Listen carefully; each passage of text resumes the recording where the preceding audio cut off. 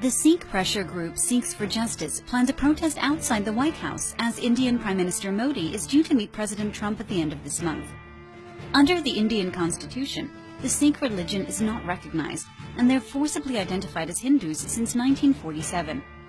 The clause specifying them as Hindus says that the reference to Hindus shall be construed as including a reference to persons professing the Sikh. Not only that, in 2005, an Indian Supreme Court ruling proclaimed that Sikhs and Jains are part of broader Hindu religion.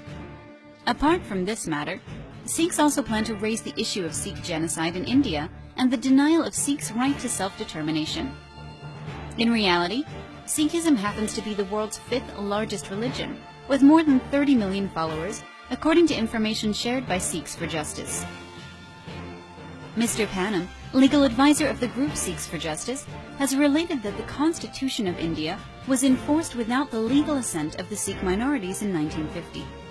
This month in Washington, Sikhs will campaign over this issue to bring it to the attention of President Trump and U.S. lawmakers.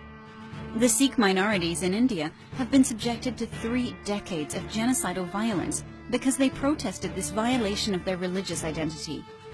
Attorney Panam explained that raising the Sikh identity and religion issue is in conformity with U.S. laws which recognize, guarantee, and protect the religious freedom of all people.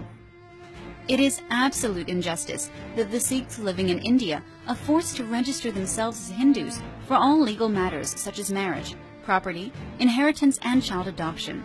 It is a violation of their human rights.